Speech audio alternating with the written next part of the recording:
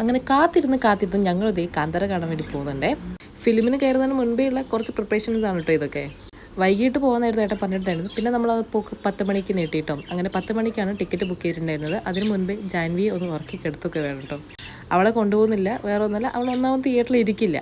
അങ്ങനെ 9:30 ആയപ്പോൾ നമ്മൾ ഇറങ്ങി. നല്ല മഴയാണ് കേട്ടോ. ആ മഴ മുഴുവൻ കൊണ്ടിട്ടാണ് നമ്മൾ തിയേറ്ററിൽ എത്തിയിട്ടുണ്ടായിരുന്നത്.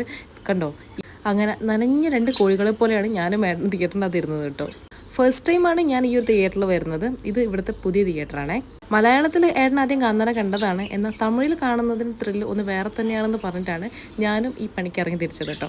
അടുത്തിറങ്ങിയ സിനിമയിൽ കാണണമെന്ന് തോന്നിയ ഫിലിമാണ് കേട്ടോ ഇത്. കാന്താര ഫസ്റ്റ് പാർട്ടൊന്നും ഞാൻ കണ്ടിട്ടില്ല.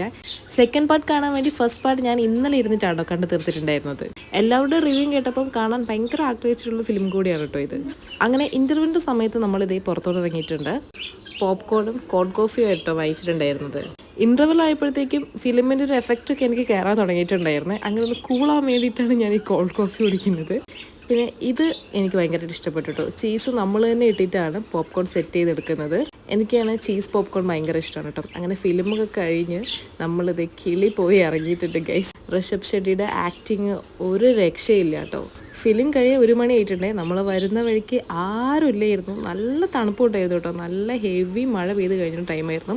അങ്ങനെ ഇതേ പിറ്റേ ദിവസമാണ് കേട്ടോ ഇത്. എനിക്ക് നല്ല പനിയായിരുന്നു. പനി കൂടി ഇഞ്ചക്ഷനിൽ നിൽക്കില്ല എന്നറിഞ്ഞപ്പോഴാണ് ട്രിപ്പ് വരെ കയറ്റിയത് കേട്ടോ.